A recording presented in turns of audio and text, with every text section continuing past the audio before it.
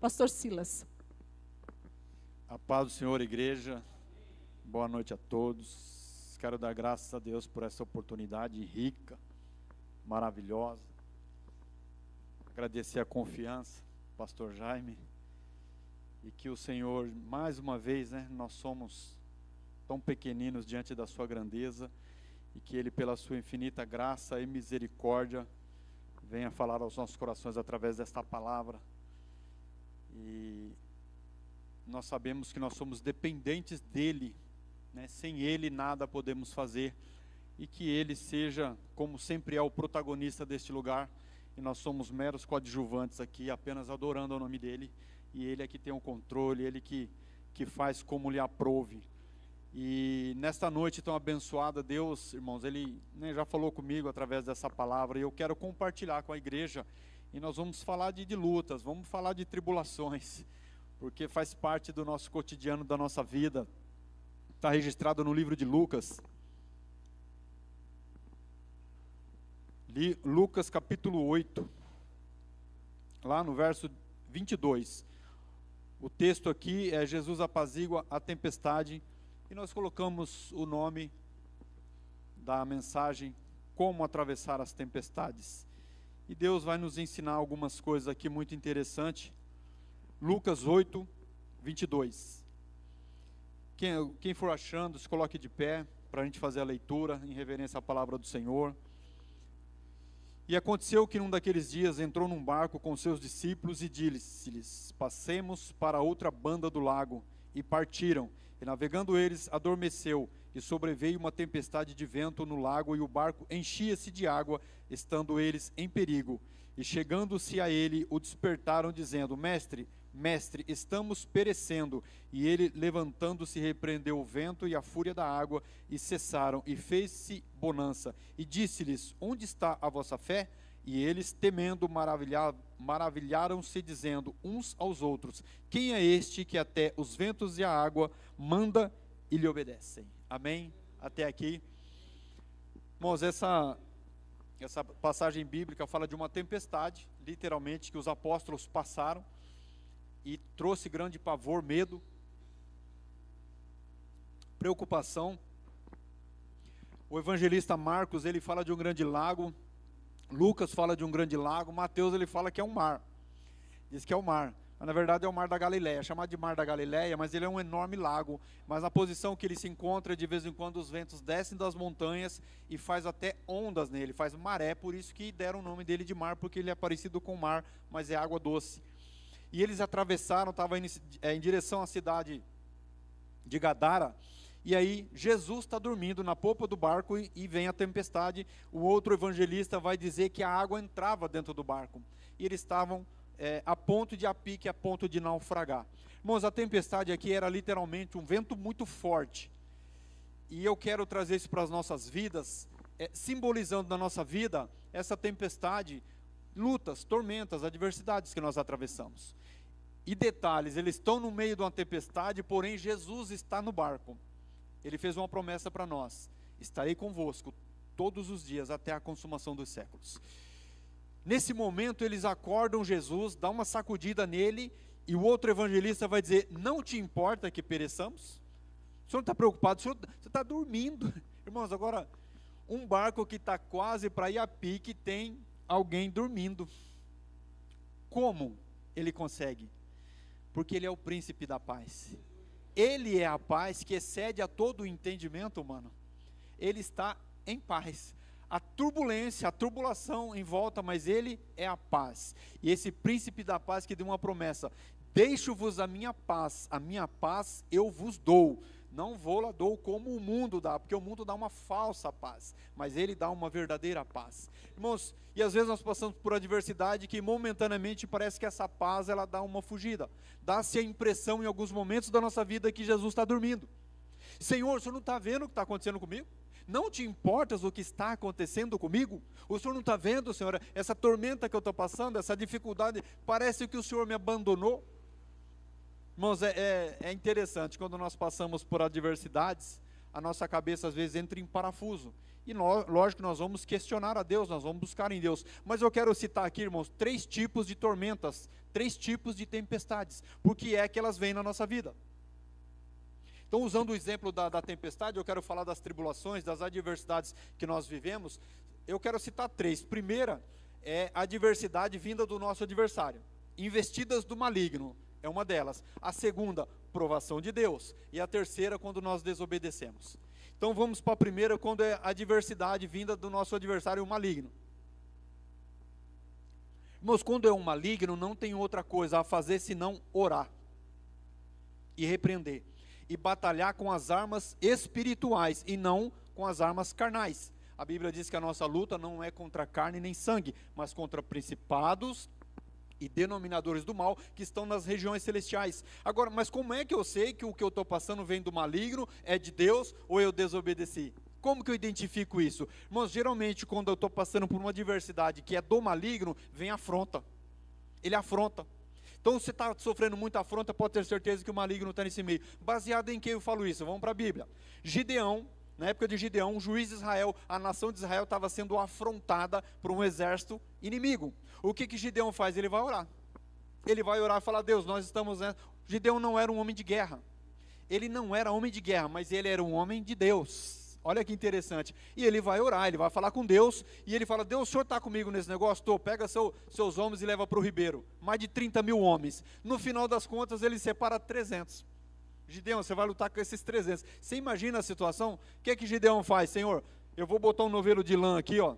E nesta noite, tem um sereno da noite, o senhor vai deixar o novelo de lã seco e vai molhar a terra. E no outro dia ele acordou, estava do jeito que ele pediu. Deus, o senhor vai fazer o contrário, o senhor vai molhar a lã e vai deixar a terra seca. E assim o senhor fez. Ele falou: Deus está comigo nesse negócio. E ele foi a peleja, irmão, não teve nem que batalhar. A batalha foi ganha porque Deus é o Deus da guerra. É Ele que vai na nossa dianteira quando nós clamamos a Ele. A segunda passagem bíblica, irmãos, que me mostra isso, o rei Jeosafá. Ele era rei de Judá. E havia 3 povos se reuniram, mais alguns, os moabitas, os amonistas, Aziz, um pessoal da montanha.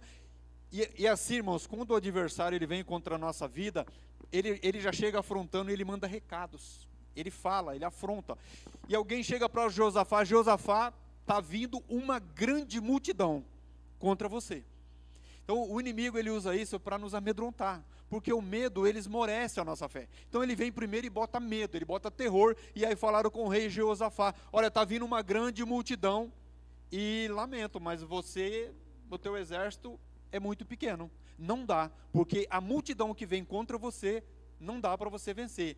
Aí o que esse homem faz? Ele vai no templo, ele vai orar. Por quê? Porque eu estou vivendo uma adversidade, eu estou sendo afrontado, eu estou sendo confrontado aqui, que está me colocando numa situação embaraçosa, até de que Deus tenha me abandonado. Então ele vai orar. Aí ele ora, e Deus levanta um profeta, Jaaziel, e esse profeta, lá no livro das Crônicas, 2 Crônicas 20:15, e o profeta dá uma palavra: não se atemorize, porque essa peleja não é vossa, senão do vosso Deus. Irmãos, quando o inimigo está afrontando, a gente olha e fala: espera que eu vou ali dobrar o meu joelho, e você vai ver o meu Deus entrar em ação. Aí você vai ter que bater em retirada. E assim, irmãos, lá depois, quando ele vai levar as pessoas para a peleja, ele se coloca de pé, e eles falam para as pessoas: olha, creia no Senhor, e vocês estarão seguros, e credes nos profetas e prosperareis. E aí eles foram, irmãos. Quando eles chegam lá, ali um monte de corpos mortos. Deus coloca um povo contra o outro e eles se mataram. Irmãos, a Bíblia diz, o relato bíblico diz, que foi tanto os despojos que eles gastaram 3 dias para pegar os despojos daqueles povos e levar para eles. Eles não levantaram um Deus, porque Deus falou: a peleja não é sua, a peleja é de Deus. Então lute com as armas espirituais, ore. Tem uma outra passagem bíblica que nos mostra isso, o rei Ezequias. No 4º ano do rei Ezequias, o rei Salmaneser, lá da Síria, ele invade lá, destrói Samaria e um monte de cidades ali circunvizinhas. 10 anos depois, já tinha trocado de rei, agora é Sanaqueribe, ele manda o porta-voz. Irmãos, é assim que o maligno faz, tá? Ele manda porta-voz, ele manda recado para afrontar. E esse homem chega e sobe em cima do muro e: assim diz Ezequias, o grande rei da Síria. porventura o seu Deus vai livrar da mão do rei da Síria.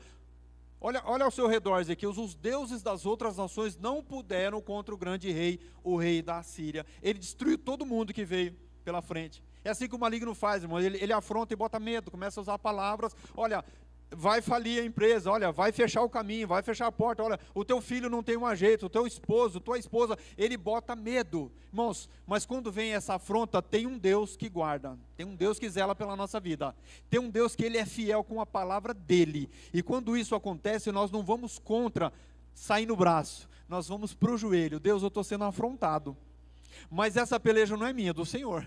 Deus, lembra quando Davi foi lutar contra o gigante? Senhor, tem um homem afrontando, ele não está afrontando eu não, ele está afrontando o exército do Deus vivo, ele está afrontando o Senhor, e ele vai contra o gigante e vence no nome do Senhor. E aqui, irmãos, esse homem que já tinha destruído várias cidades, agora ele começa a ameaçar Ezequias, e Ezequias foi um homem temente a Deus, que os reis que vieram antes tinham levantado altares aos deuses pagãos, e havia ali uma idolatria, e Ezequias mandou derrubar tudo. Sabe o que esse homem fala? Porventura, Ezequias, você está acreditando nesse Deus que você mandou derrubar os altares? Olha a confusão que estava na cabeça do inimigo.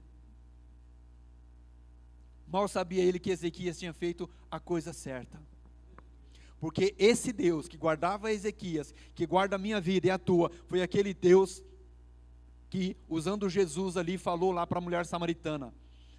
Ele procura verdadeiros adoradores, que o adora em espírito e em verdade.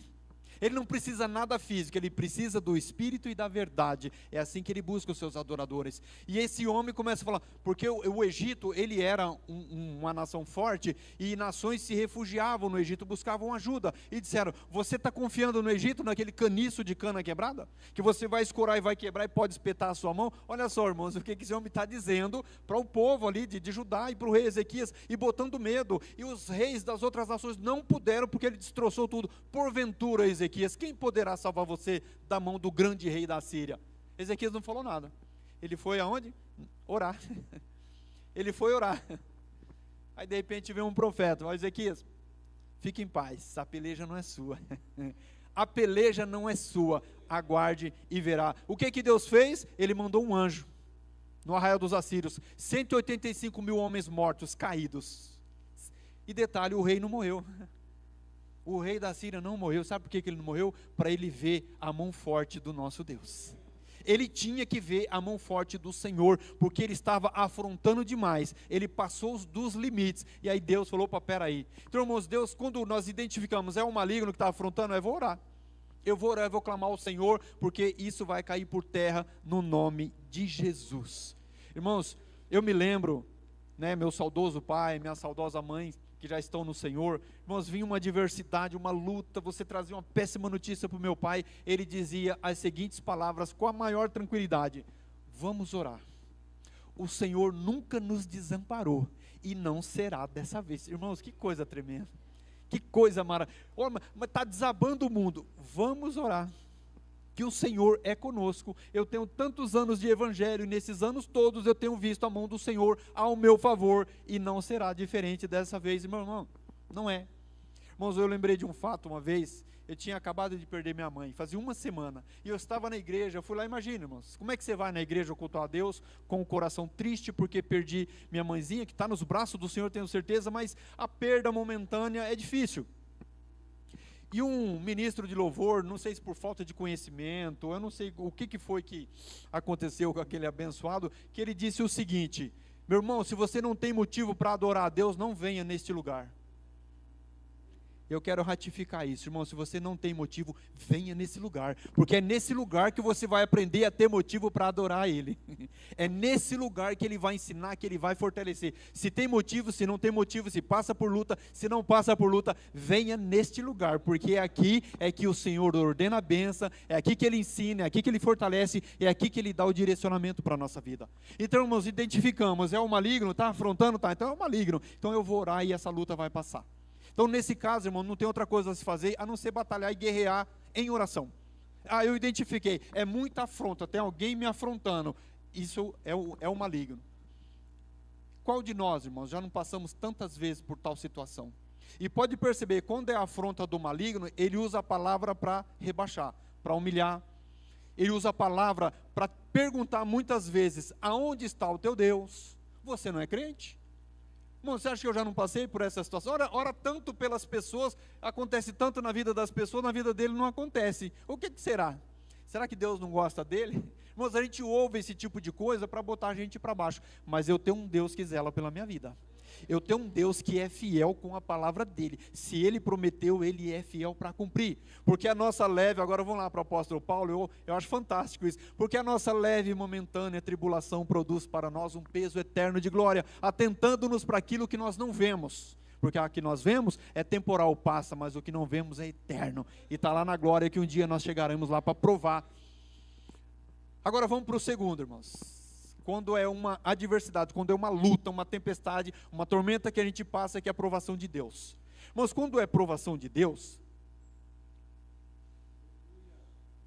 é comum não ter afronta, é comum a gente ficar sem resposta, Deus fica em silêncio. Olha dentro do barco, ali era uma provação de Deus na vida dos apóstolos. Jesus queria testar a fé deles, queria ensinar eles, queria fortalecê-los. Jesus estava dormindo. Deus não falava nada. Irmãos, quando é provação de Deus, Deus fica quieto. A gente está na prova, na luta, Deus, onde é que o senhor está? E não fala. Você vem na igreja, Deus fala comigo, Deus não fala.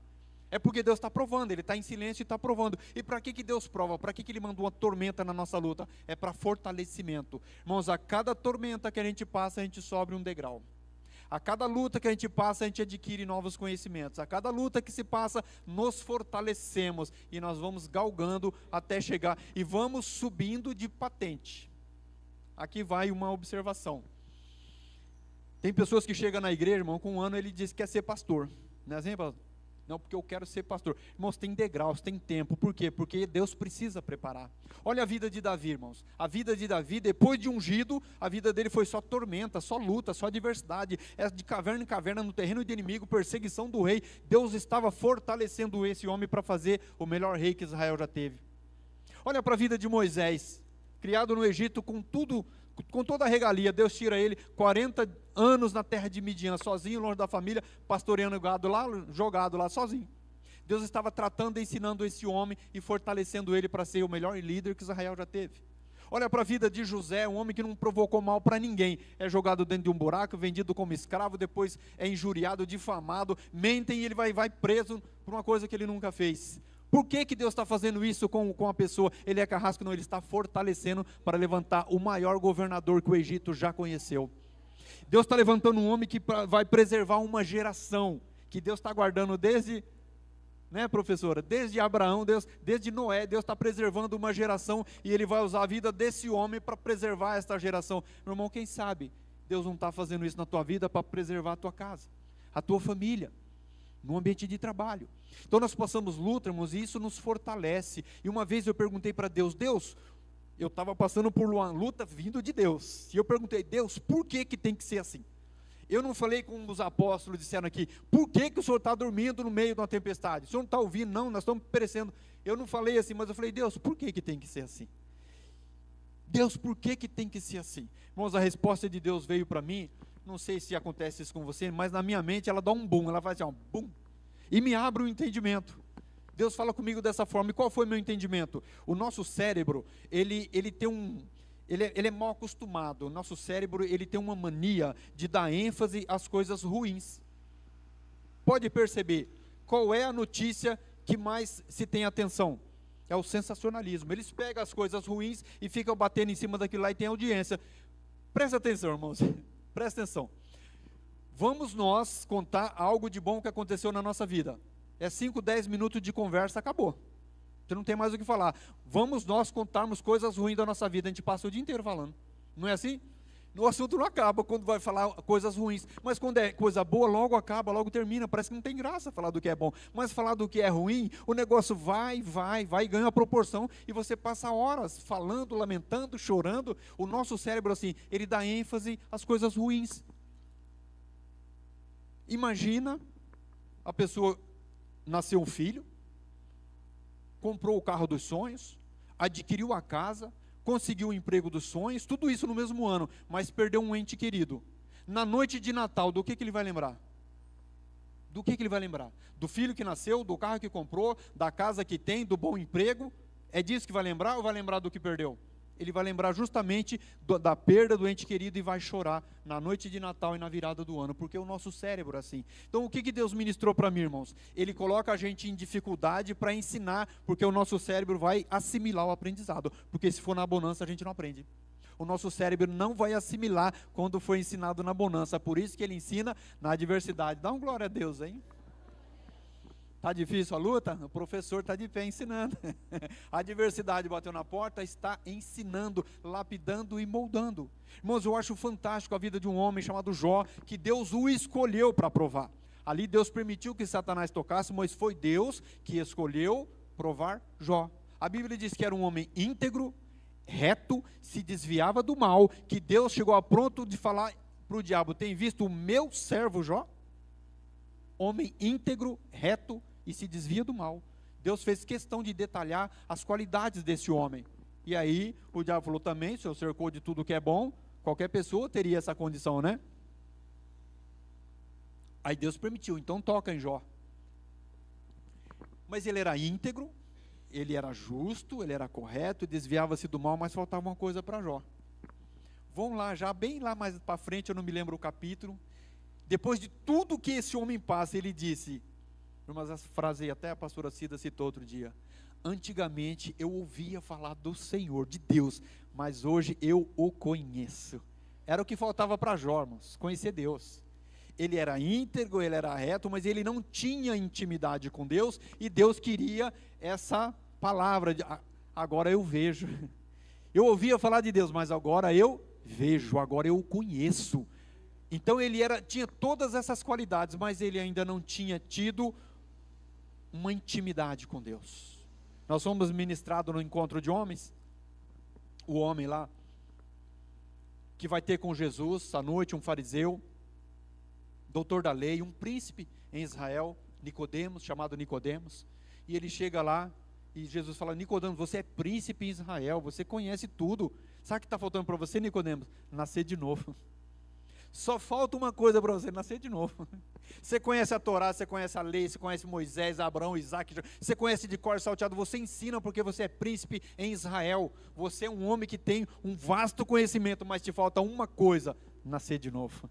Então você viu um homem que tinha um monte de agregados, mas faltava uma coisa: nascer de novo. O que faltava para Jó? Conhecer a Deus, que ele ainda não conhecia. Então Deus permitiu tudo aquilo para que aquele homem conhecesse a Deus. Irmãos, quando vem algo na nossa vida, nós precisamos enxergar. É o diabo que está contra a nossa vida? É Deus que mandou essa aprovação? Aí, irmãos, em terceiro plano, vem quando é por desobediência. Quando é que a tormenta vem? Por desobediência. Quando nós desobedecemos. Aí, a primeira, que é investida do maligno, como é que passa? Eu vou orar e vou guerrear contra. A segunda, é de Deus. Eu preciso entender o que é que Deus está querendo de mim. O que é que o Senhor quer de mim, Pai, com essa adversidade que veio? Porque o Senhor está calado, ninguém me afrontou, mas eu estou passando por uma luta. Então talvez o Senhor está me provando. O que o Senhor quer de mim? Como é que isso passa, irmãos? Aí é tempo. Se é de Deus, é tempo, que a Bíblia diz que há tempo para todas as coisas. Aí é perseverar em oração e esperar o tempo passar, até o momento dele se levantar e dizer: mar, aquieta-te, vento, cala-te. Irmãos, se é de Deus, vai chegar a hora. Vai chegar um momento que ele vai dizer: basta, e seguir-se-á uma grande bonança. Tem ventos que sopram na nossa vida que é para bênção. Ah, é possível? É. A nação de Israel estava em frente ao Mar Vermelho, e a Bíblia diz para Moisés: Moisés, coloca o povo para marchar, porque eu vou mandar um vento oriental e ele vai abrir o caminho. Tem ventos que abrem o caminho, tem ventos que nos fazem parar, tem ventos que fazem a gente bambear.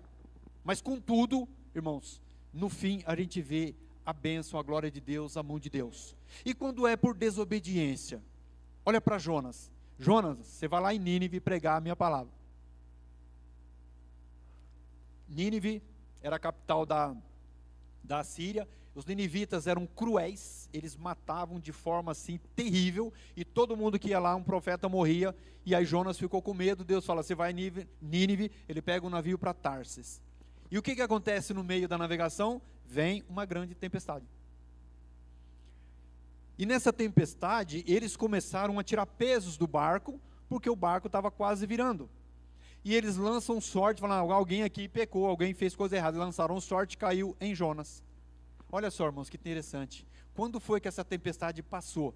Quando ele assumiu o erro dele. A culpa é minha, se vocês me lançarem no mar, a tempestade passa. Então, irmão, se é uma tempestade que eu estou passando, uma provação que eu estou passando por erro meu, quando eu reconheço e peço perdão a Deus, essa tempestade vai passar.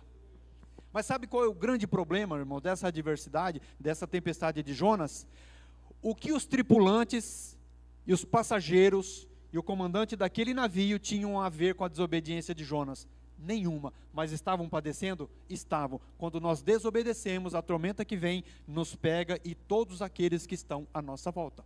E pessoas pagam por coisa que não fez quando desobedecemos. Quando nós erramos o alvo, quando nós desobedecemos a Deus, a tormenta vem, irmãos, aí sofre eu, pai, mãe, filho, irmão, sofre todo mundo que tiver ao redor. Pessoas que não têm nada a ver com a história, sofre porque eu cometi um erro. Então como é que isso vai acabar? É quando eu reconheço, Deus, eu errei, o Senhor me perdoa. Lembra de Davi? Davi falou, eu vou enumerar o exército de Israel. O profeta chega, Davi, Natan fala, Davi, não é boa coisa que você vai fazer. Ah, mas eu vou numerar. E ele numerou. Por que ele numerou? Porque nessa época, irmãos, você vai ver que a Bíblia diz que o arraial dos assírios tinha 185 mil homens, tal exército tinha 200 mil homens. Então quando se falava o número do exército, ele mostrava o poder daquele rei. Como você mostrar hoje, nós estamos no século 21, quando você fala de armas nucleares, você vê a força que tem tal nação, tal exército. Então na época era o número de soldados, ele tem 500 mil homens com espada na mão, aquilo assustava a outra nação. Então Davi enumerou o exército, o mesmo Davi que escreve nos Salmos, uns confiam em carros, outros em cavaleiros, mas nós faremos menção do nome do Senhor, ele manda enumerar o exército. Para quê? Massagear o ego. Eu vou mostrar para as nações quantos homens eu tenho. E aí a confiança dele agora passa a ser nos homens e não mais em Deus. A confiança dele agora sai do Altíssimo e vem para o terreno. Aí Deus olha e fala, está reprovado. Num dia só a espada de um anjo desce, 20 mil soldados. Aí Davi, o que Davi faz? Senhor, perdoa, fui eu que errei. Fui eu, Senhor, ninguém tem culpa disso. Aí a ira de Deus passa. Então, irmãos, quando nós erramos, esse é o grande problema. Porque Davi errou, mas os soldados morreram. Então pessoas que não têm nada a ver com a história acabam padecendo porque a gente desobedece, porque faz errado. Então antes que isso aconteça, melhor na hora de tomar uma decisão, Deus, eu estou correto, está certo o que eu estou fazendo? A minha escolha, Senhor, eu estou certo no que eu estou fazendo? Ou está errado, ou eu vou acarretar problema para a minha vida e para a vida de mais alguém? Irmãos, quantas vezes a gente vê por aí, né, pessoas que tomam decisões erradas e daqui a pouco você vê lá, a família padecendo, filho padecendo, pai padece, todo mundo padecendo porque fez uma escolha errada, porque desobedeceu. Foi o caso de Jonas. Então aqueles tripulantes, o comandante, os passageiros daquele barco, não tinha nada a ver com a história, gente. Agora está todo mundo amedrontado e com medo do barco e a pique, todo mundo morreria afogado. Até que o homem, ele se volta e fala, não gente, a culpa é minha, foi eu que errei. Se vocês me jogarem no mar, pelo menos foi corajoso, né? Ele assumiu, falou, me joga no mar que a tempestade passa. Foi dito e feito. Jogou, seguiu-se uma grande bonança. Então, irmãos, esses 3 tipos de tormenta que nós passamos, a gente, através dessa ministração, para a gente ter pelo menos um parecer, qual é o tipo de adversidade que eu estou tendo? É a investida do maligno? É provação de Deus? Ou eu errei? Ou eu falhei, tomei uma decisão errada? Quando nós identificamos, fica mais fácil. Fica mais fácil a gente ir no Senhor. Deus, olha, foi eu que pequei, eu errei, meu filho não tem nada a ver com isso, minha esposa não tem nada a ver, me ajuda, Senhor. Não. Uma vez, irmão, eu vi um rapaz tomar uma decisão assim, que eu falei, misericórdia, como pode ser tão infantil? E depois ficava chorando pelos cantos lá, e eu falei, mas abençoado, não é assim que faz. Mas ele estava com um carro, com um documento atrasado, estava todo bagunçado o carro dele. E aí chega lá alguém lá e diz, ó, Deus tá dizendo que está abençoando você com o carro. Não, ele foi lá na loja, deixou o carro endividado, com, né, um valor pequeno, e pegou um outro carro para pagar a parcela, sendo que aquele carro já era quitado. Ele só precisava pagar a dívida do carro e arrumar. Não, ele deu aquele lá e saiu com um legalzinho. Irmãos, o carro começou a dar problema, um atrás do outro no motor, e gasta dinheiro daqui, dinheiro que não tinha. E aí depois ele estava chorando as pitangas lá, né? E aí eu falei, mas rapaz, você foi muito precipitado, cara. Não, mas falou que era de Deus. Cara, você não conhece a Deus para perguntar para ele, fala, Deus, o senhor está nesse negócio mesmo? Irmãos, quantas pessoas infantis que ouvem uma profetada, vai lá e toma uma decisão, sem consultar Deus, sem perguntar, Deus, o senhor está nesse negócio? O senhor vai comigo? Gideão, o senhor está comigo? Tá, então eu quero uma prova de que o senhor está nesse negócio. Mas ele pegou um carro, literalmente uma bomba, aí às vezes ficava sem carro para ir para a igreja, e aí tinha que ir a pé ele, a esposa, os filhos pequenos, e aquela tormenta na vida dele só porque tomou uma decisão errada. Não era para ser daquele jeito, mas a precipitação, a pressa, levou ele a tomar uma atitude errada, e aí todo mundo pagou o preço. Então, igreja, quando nós estamos passando por adversidades, que todos nós passamos, batalhas na nossa vida, que é natural, a vida de um cristão ela é feita de batalhas. A guerra é o contexto geral, é o todo, mas as batalhas são etapas. A gente pega as guerras que tem no mundo aí, né? Tem a batalha naval, a batalha terrestre, a batalha aérea, né? Mas a guerra, a nossa guerra, ela só vai terminar o dia que nós partimos dessa terra, ou por uma morte natural, descer ao seio da terra, ou o Senhor nos levar. Então aí essa guerra se finda, mas até lá as batalhas estão travadas, dia após dia. Eu estou passando por luta, glória a Deus, vida de cristão é assim mesmo, né? Se não tiver, aí é estranho. Eu estou na bênção, não, tem alguma coisa errada, está muito na graça aí, porque a nossa vida ela é feita de batalhas, e as batalhas que nos fazem crescer, as batalhas que nos ensinam. Você passa uma adversidade hoje, no dia de amanhã vem outra, você olha para trás e fala, eu já passei por uma, eu vou passar mais uma. A gente vai aprendendo a lidar com as situações. Davi, quando foi lutar contra aquele gigante, ele não foi, irmãos, lógico que ele foi na fé, na crença no Senhor, na confiança, mas ele tinha destreza com aquele equipamento que estava na mão dele, que era a funda. Ele sabia atirar com aquilo, e muito bem, porque aquela,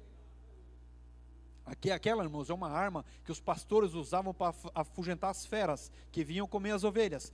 Aí certamente Davi ficava treinando. A Bíblia fala no livro de Juízes, né, que tinha 400 homens canhotos, que atiravam com a funda e não erravam um fio de cabelo, para você ver a precisão do negócio. Era essa arma que estava na mão de Davi, e ele treinou e ficava com a arma treinando. O dia que ele... eu já matei gigante. Até ali, irmãos, olha que interessante, ninguém sabia que ele tinha matado um urso e tinha matado um leão, ninguém sabia. Irmãos, a gente vai matando ursos e leões, e em alguns momentos aparecem coisas grandiosas, em momentos aparecem, cara, mas olha o que eu já passei lá atrás, eu venci isso, eu venci aquilo outro. Você vem a mim com afrontas, você vem a mim com zombaria, me diminuindo, mas eu vou a ti em nome do Senhor, Deus dos exércitos. E ainda hoje, ele falou para o gigante, ainda hoje Deus entregará você na minha mão, e eu vou entregar a tua carne para as feras do campo comer. E o único local descoberto era a testa do gigante. Ele bem na testa do gigante, derrubou com a arma do gigante, ele foi lá cortar a cabeça dele. Então, irmãos, como é que Davi tinha tanta certeza que ele ia acertar esse gigante? Você imagina a agilidade de um leão? Ele era muito mais ágil do que aquele gigante, que o gigante, pega um homem muito grande, ele não é tão ágil. Ele até tem, mas não é tão ágil quanto um leão. Você acha que Davi catou um leão com a mão para matar? Não, primeiro ele deu uma pedrada na cabeça dele, catou a funda e pô, ele tonteou, foi lá e matou ele com a própria mão, mas ele já estava tonto. E o urso? Você imagina um urso de pé, quase 3 metros de altura? Como é que você mata um urso com as próprias mãos? Não tem como. Mas e com uma funda? Com a funda dá. Pum, na cabeça do urso. Então ele já estava craque naquilo. Irmãos, é assim, a gente vai aperfeiçoando. Chega uma hora que você fala, já estou acostumado. Uma vez eu estava ministrando na vida de um jovem, né, e ele estava, para ele o mundo estava acabando, para mim eu dava risada, e ele falava, eu não acredito, eu estou aqui quase morrendo, e você está rindo da minha cara. Ai, jovem, você ainda é uma criança, tá? Você vai chegar lá, um dia você vai rir dessa situação, e você vai ministrar na vida de alguém, e vai dar risada também, sabe por quê? Porque isso aí, cara, é só um soprinho. Isso é só um soprinho, isso não é nada. Você vai ver coisas maiores do que essa ainda. Irmãos, foi dito e feito. 10, 12 anos depois, um dia conversando com esse rapaz, ele falou, eu lembro exatamente daquele dia que eu estava chorando e você rindo. Eu peguei um jovem para ministrar na vida dele, o jovem começou a chorar e eu comecei a rir. Por quê, irmãos? Porque a gente vai ficando calejado, a gente vai ficando adestrado. Tá? Não é qualquer batidinha de pé que vai assustar um servo de Deus, não. Bateu o pé lá atrás, pode bater à vontade. Eu tenho um Deus que cuida da minha vida. Eu tenho um Deus que zela por mim. Eu e a minha casa. A palavra do Senhor garante que o anjo do Senhor acampa-se ao redor dos que o temem e os livra. Muitas são as aflições dos justos, mas o Senhor os livra de todas. E depois que Deus livra, irmãos, a gente olha para trás e cantamos o hino da vitória. Meu irmão, minha irmã, Jesus não está dormindo não. O salmista, no Salmos 27:10, ele diz, se o meu pai ou minha mãe me abandonarem, o Senhor me acolherá. Mas ele nunca abandonou, nunca vai abandonar, ainda que a gente pensa que ele está dormindo. Não, Jesus esqueceu de mim. Jesus está dormindo. Não é possível eu estar passando por tal situação e até agora ele não falou nada. Irmãos, quando é provação, quando é luta vinda de Deus, geralmente a Bíblia diz que ele não faz nada sem avisar os seus santos profetas. Então tudo que Deus vai fazer, ele avisa. Você já deve ter vivido isso. Irmão, Deus me deu uma revelação. Você vai passar por uma tormenta. Misericórdia. Você, não quero, não, mas foi ele que falou. No outro dia, a luta estava instaurada. Fala, poxa Deus, mas eu não queria isso. Mas Deus queria. Ele queria fortalecer. Ele queria me ensinar. Ele queria fazer confiar nele. E acreditar nele de verdade. Porque uma coisa é eu dizer que eu tenho fé. A outra coisa, irmãos, é na hora da turbulência. A outra coisa é na hora que o negócio está enroscado, que não vai nem para frente nem para trás e a gente não vê saída. É aí onde entra a fé. É aí onde entra a crença no Senhor. Deus, eu estou acabado, eu estou nessa situação, mas o Senhor é o mesmo de ontem, de hoje será eternamente. O Senhor sempre terá uma porta aberta. O Senhor sempre tem uma válvula de escape. Sempre terá uma solução para o problema, independente de qual seja, do tamanho que seja, o Senhor sempre dará solução. Mas na hora que nós estamos no meio do vendaval, no meio da turbulência, nós não enxergamos recursos, portas de saída, nós não enxergamos nada. A gente foca no problema. A gente olha para a situação e fala, não dá, não vai dar, meu Deus, a coisa está difícil, a coisa está preta, Senhor, tem misericórdia, eu não estou vendo solução. Muitas vezes a solução está, a gente está tão cego de medo, que a solução está na nossa frente. A solução dos apóstolos estava dormindo dentro do barco. A solução deles estava com eles, do lado deles. Mas eles não viam solução. Bom, ele está dormindo, mas vamos acordá-lo. E deram uma sacudida nele. E aí, qual é a pergunta que Jesus faz? Qual é a fala dele? Vocês ainda não têm fé? Andando comigo esse tempo todo, vendo sinais e prodígios, vocês ainda não têm fé? Olha o que Jesus fala para eles. Vocês ainda não têm fé? Vento, aquieta-te, mar, cala-te. Seguiu-se uma grande bonança e aí eles dizem, irmãos, além deles não terem fé, eles não conheciam a Cristo ainda por completo, porque eles falam entre eles, mas quem é este homem que até os ventos e o mar lhe obedecem? Irmãos, eu pergunto para mim e para vocês, quem é esse homem? Quem é esse homem que os ventos e o mar lhe obedecem? É Jesus de Nazaré, o autor e consumador da nossa fé. Nós louvamos o nome que é dado sobre todo nome, e diante dele todo joelho se dobrará, porque ele é Senhor, porque ele é majestoso, porque ele é majestade, porque ele é poderoso, porque ele é o alfa, o ômega, o princípio e o fim. Ele era ontem, ele é hoje, ele será amanhã, e é esse Deus que mudou a minha história e mudou a sua, para que sejamos adoradores dele. E na hora da adversidade, irmãos, o que nós vamos fazer? Nós vamos adorar. Nós vamos adorar. É difícil? É, mas não temos outro recurso. Eu me lembro da mulher Cirofenícia, ela estava com uma filha endemoniada, que ninguém poderia ajudar ela. Ela vai diante de Jesus, o que ela faz? Ela o adora. Ela o adora. No meio de uma adversidade, de uma luta, de um problema muito sério, ela vai e se prostra e adora Jesus. Qual o desfecho da história? Vai porque a tua filha já está liberta. Irmãos, é no meio da adversidade que se descobre os verdadeiros adoradores. O verdadeiro adorador, a coisa está difícil, está turbulenta, e ele está lá, Senhor, o Senhor é maravilhoso. Lembra daquela mulher que o filho dela morreu? Que o profeta profetizou e falou, nesse tal tempo você terá um filho. O filho nasceu, era um menino já, e morreu. E o profeta está passando e chega para ela, como vai? Ela diz, vai bem. Você imagina uma pessoa com um filho morto dentro de casa? Vai bem. Com um filho morto dentro de casa. Irmãos, imagina se sou eu, se é você numa situação dessa. E irmão, como é que você está? Ah, só a misericórdia de Deus, acho que Deus não me ama mais, Deus não gosta de mim, porque olha o que aconteceu comigo. Então, irmãos, tem coisa na nossa vida que o Senhor permite, é para nos ensinar, para nos fortalecer, para que a gente suba degraus na nossa vida espiritual e na nossa fé, para que tenhamos uma fé contínua, uma fé que não vai esmorecer na hora da adversidade. Na hora da adversidade nós sabemos o que fazer, aonde correr, em qual porta bater.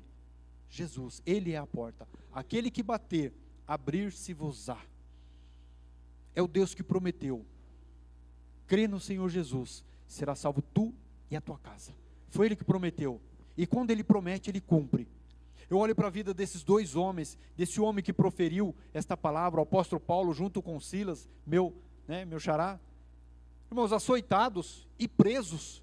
Eles podiam estar na grade lá, poxa Deus, como é que o Senhor permite? Não, Silas, vamos adorar, vamos começar a adorar. Terremoto, todas as cadeias se rompe tudo, adorando a Deus. Irmãos, a adoração ela rompe no mundo espiritual. A adoração, independente, porque adorar a Deus, irmãos, com o bolso cheio, com tudo, é tranquilo, é maravilhoso, é glória a Deus. A gente vem, ai Deus, eu recebi uma graça, o Senhor é maravilhoso. Mas adorar a Deus, irmão, na adversidade, aí que se descobre um verdadeiro adorador, uma verdadeira adoradora, uma pessoa que teve perdas, que passou por lutas, que está passando por adversidade. Ela vem na igreja de lábios quase cerrados, Senhor, eu te adoro porque o Senhor é Deus. A minha vida não é parâmetro para nada e ninguém, mas o Senhor é Deus. O Senhor é o único ser, o único Deus a ser adorado, e eu estou aqui para te adorar, porque o Senhor mudou minha história, mudou a minha vida, e o Senhor continua sendo Deus, independente do que tenha acontecido comigo, eu te adorarei. Nós louvamos aqui, né? Adorarei, não importam as circunstâncias. Você prestou atenção nessa frase? É sério isso, irmãos. É muito sério isso. Adorarei, não importa a circunstância. Qual a circunstância que nós estamos vivendo? Eu tenho a minha, cada um tem a tua, mas a gente não pode perder o foco de adorar o Senhor, ao único e verdadeiro Deus. Independente da tribulação que eu esteja passando, se é tempestade, literalmente uma tempestade, se é uma luta que veio por conta do meu adversário, se é uma aprovação de Deus, ou se é desobediência a Deus, eu não posso fugir do meu foco. Eu nasci para adorar o Senhor e glorificar o nome dEle. Qual é o intuito da vida, da nossa vida? Conhecer a Deus e torná-lo conhecido. Conhecer a Deus e torná-lo conhecido. De que maneira que eu faço isso? É mostrando Ele na minha vida. Ah, mas você está desempregado, e daí? Mas eu continuo sendo filho de Deus. Eu perdi meu emprego momentâneo, mas eu continuo sendo filho. Ah, Ele tem cuidado de mim. Ah, mas você está passando por tal coisa, mas eu continuo sendo filho. Ele está cuidando de mim. Ah, mas você está passando por isso, e qual é o problema? Todo ser humano está suscetível a isso, todos nós passamos, mas Ele continua sendo Deus e eu continuo sendo filho. E eu tenho uma promessa sobre a minha vida, que eu sou herdeiro, e um dia eu vou tomar posse daquilo que foi preparado, diz a palavra, desde a fundação do mundo. E Ele vai entregar aos filhos, aqueles que andaram em perseverança. Como guardaste a palavra da minha paciência, eu te guardarei da hora da tentação que há de vir sobre a terra. Eu te guardarei.